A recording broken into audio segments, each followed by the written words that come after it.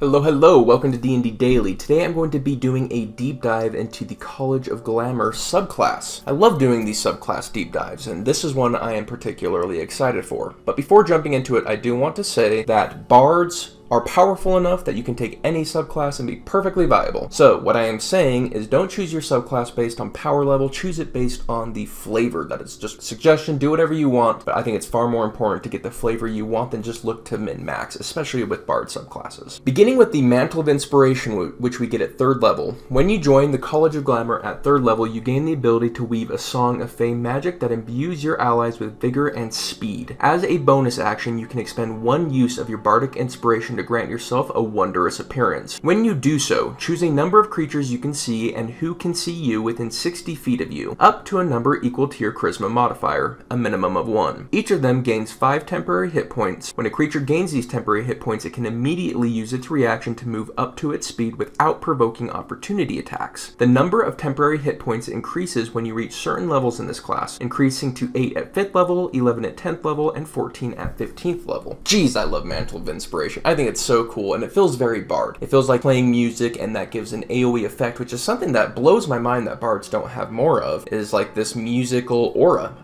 When I first came into D&D, I was so sure that bards would be like aura-based characters, but they're really not. But Mantle of Inspiration does feel like that, so I like getting that flavor. And it's really fantastic. It's reminiscent of a mix between Aid, a 2nd level spell, and Scatter, a 6th level spell. Now Scatter has some things that are better. It has a better range, you can target enemies and whatnot, but it still does most of what Scatter does, a 6th level spell, at 3rd level. That's amazing. That's fantastic. There are so many things you can do with this that can help your team be more aggressive, where you're pushing all of your allies to get closer to the enemies faster. It can be used to protect allies who don't want enemies near them by helping them escape without taking opportunity attacks. It is so good. It helps buff the health of the party mid-combat. You know, you're hitting, let's say, 3 characters at this point, each getting 5 temporary hit points, so that's a 15 HP heal mid-combat with movement. Fantastic. Absolutely love it. It hits the flavor notes for me, it hits the mechanical notes for me. I think it's a very well-designed feature. Next up, we have Enthralling Performance. Starting at 3rd level, you can charge your performance with Seductive Fey Magic. If you perform for at least 1 minute, you can attempt to inspire wonder in your audience by singing, reciting a poem, or dancing. At the end of the performance, choose a number of humanoids within 60 feet of you who watched and listened to all of it, up to a number equal to your charisma modifier, a minimum of 1. Each target must succeed on a wisdom saving throw against your spell save DC or be charmed by you. While charmed in this way, the target idolizes you. It speaks glowingly of you to anyone who speaks to it, and it hinders anyone who opposes you, avoiding violence unless it was already inclined to fight on your behalf. This effect ends on a target after 1 hour if it takes any damage, if you attack it, or if it witnesses you attacking or damaging any of its allies. If the target succeeds on its saving throw, the target has no hint that you tried to charm it. Once you use this feature, you can't use it again until you finish a short or long rest. So this is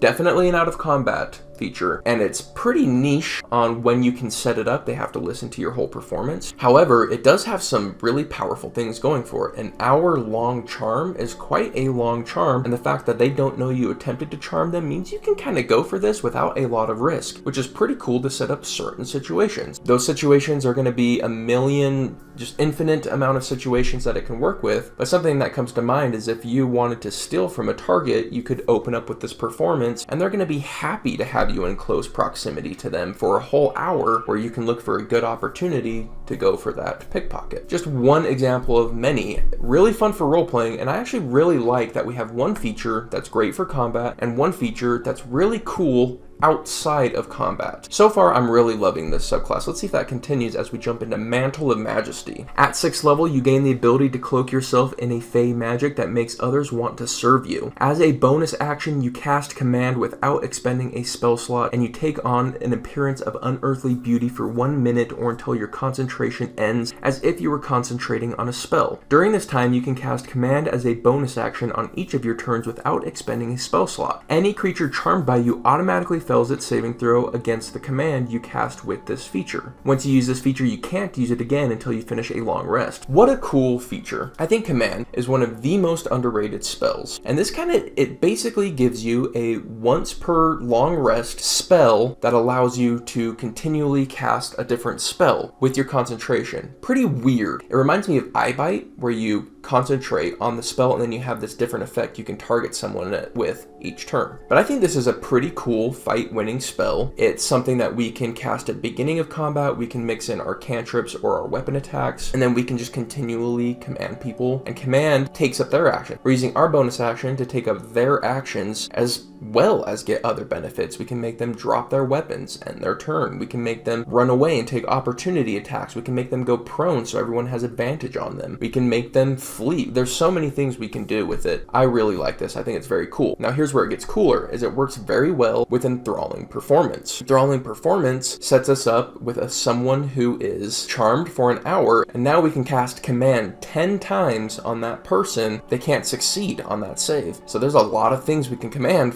10 times in a row before we can no longer cast command, and we still have a whole hour basically where they're still charmed by us. So we get our mission done really quick, and then we just leave them charmed, and they get uncharmed an hour later, so we have plenty of time to get away. Really cool synergy there. Moving into our capstone feature, we have Unbreakable Majesty. At 14th level, your appearance permanently gains an otherworldly aspect that makes you look more lovely and fierce. In addition, as a bonus action, you can assume a magically majestic presence for 1 minute or until you are incapacitated. For the duration, whenever any creature tries to attack you for the first time on a turn, the attacker must make a charisma saving throw against your spell save DC. On a failed save, it can't attack you this turn, and it must choose a new target for its attack, or the attack is wasted. On a successful save, it can attack you on this turn, but it has disadvantage on any saving throw it makes against your spells on your next turn. Once you assume this majestic presence, you can't do so again until you finish a short or long rest. This is another fantastic feature. It allows us to protect ourselves. They have to make charisma saves. If they do break through that charisma save, it makes our spells, our debuffs, more effective against them. So it does exactly what bards want to be doing, protecting themselves and making enemies' lives hell through debuffs. That's very, very classic bard, and it just helps us do that far better. We can also do it once every short rest, which is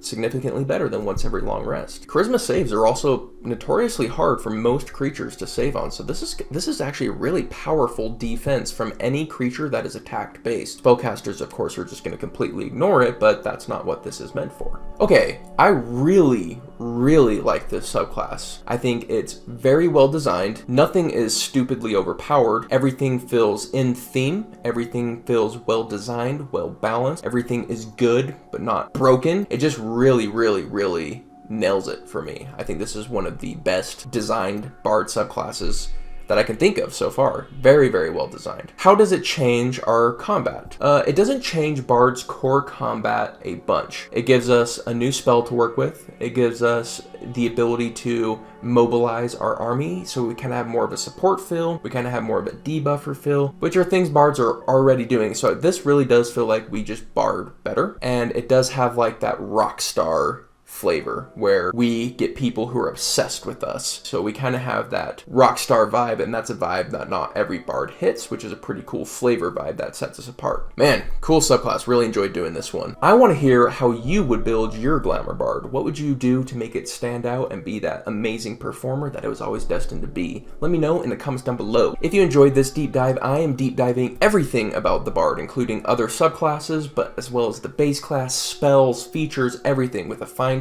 comb. If you want to learn everything about the Bard, this is the playlist for you. We're D&D Daily, release new D&D content all the freaking time. If that's interesting to you, hit the subscribe button, and I'll see you on the next one.